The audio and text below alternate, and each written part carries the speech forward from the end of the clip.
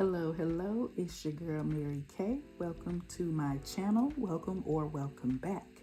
As you can see by the title, today we are going to talk about tips on how to grow your locks long and healthy without breakage, without damage. And as you can see, I'm just kind of playing around with my locks, letting you see where I am with the length of my locks. In a few moments, I'll kind of play around with some simple hairstyles that I can do in my hair that you can do as well. My locks are roughly 15 inches at this time. It would have been about 17 to 18 inches by now, but I got them trimmed about a year ago to give them a better shape. The tips that I have for you today are in no particular order. They are just in the order in which they came to mind. No one tip is more important than the others. So let's get started. Tip number 1, clean hair is healthy hair. Make sure you're keeping your hair clean and hydrated on a regular basis. I've heard of people going months without, and this is what happens when random phone numbers call my phone. Yeah. Anywho, back to what we were talking about. Make sure you're keeping your hair clean, washing it on a consistent basis. You want to have some type of regimen or routine when it comes to your wash day. I personally like to wash my hair at least once a month, more or less depending on what's going on. Make sure you're keeping your products light. LOCS do not like heavy products and heavy pomades. Keep your products light. I personally only use gel once a month when I'm doing my retwist, but now that I have switched to interlocking, I can get away without using the gel.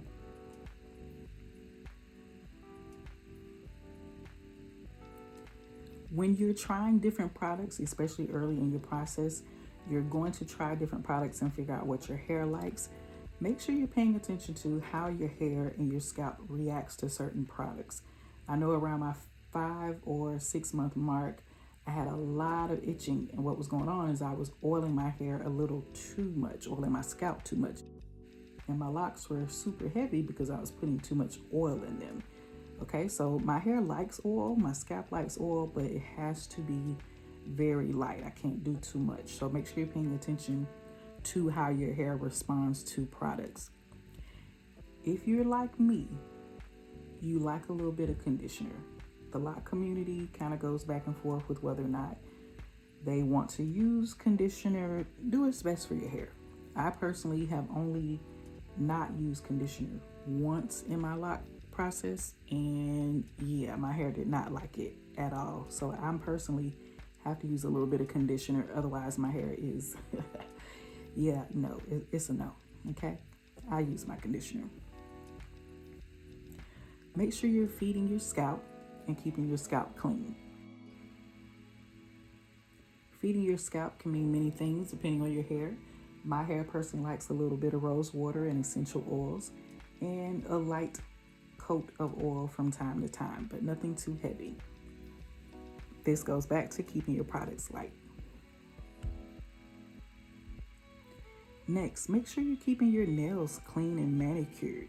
You're putting your hands in your hair, you want to avoid snags, so just make sure you're keeping your nails neatly filed. You don't have to go and get a full manicure. You just need to make sure that you're keeping your nails filed to avoid snagging your hair. Don't be overly obsessed with frizz. Especially early in your journey, you're going to have frizz. It's just part of the process. It comes with the territory. If frizz bothers you that much, you can always dampen your hair and wrap the excess hair around the lock, or if you know how to use a crochet tool, you can crochet the excess hair into the lock as well. Make sure that you are eating healthy. I know you hear it all the time, but you really are what you eat. Take multivitamins if you need to. I will later in this video show you the ones that I have been using lately. As you can see, all of the styles that I'm doing in this video are super simple. Make sure that you're keeping your style simple and don't put too much tension on your hair. You know, if you like ponytails like me, I love a good cheerleader ponytail, baby.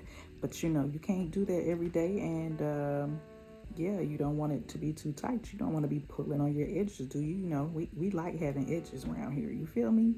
No shade to anyone who doesn't have edges. And y'all know how we feel about this next one. Don't let people put their hands in your hair, okay? You don't know where their hands been, and you know hair holds energy, and you know you don't want all those spirits in your hair. You feel me? Okay? Moving right along. Make sure you're not comparing your hair journey to anyone else's. Everyone's hair is different. We're all unique people, and our hair is just as unique as we are. So make sure that you are not comparing yourself to other people. There's going to be times in your journey where you're going to feel like your hair is not growing as fast as you think it should be growing, but it is indeed growing. Again, this is a journey. Make sure you're taking pictures because you can always look back at those pictures and see how far your hair has come.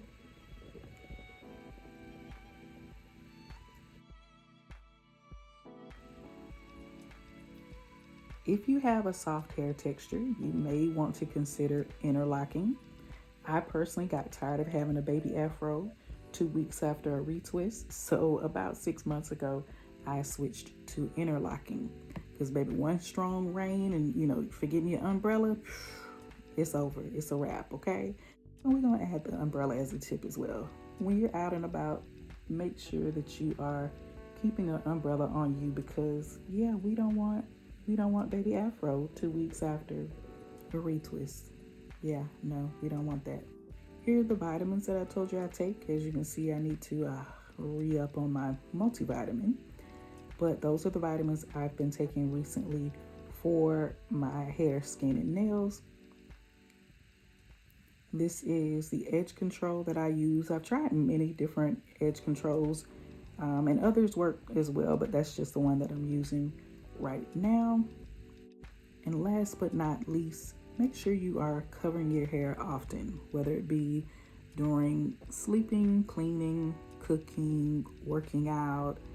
You know, make sure that you're keeping your hair protected. If you don't like sleeping with your hair wrapped up, which I don't know how you sleep like that. I can't even lay down without mine covered. But you know, if you don't like covering your hair at night, you can definitely invest in satin pillowcases. So yeah, those are all my tips for you today on how to grow your locks long, healthy, and without breakage or damage. If you have any other tips that you would like to add to this list, be sure to add them below. I would love to interact with you. And if not, I will see you in the next video. Be blessed. Have a wonderful day.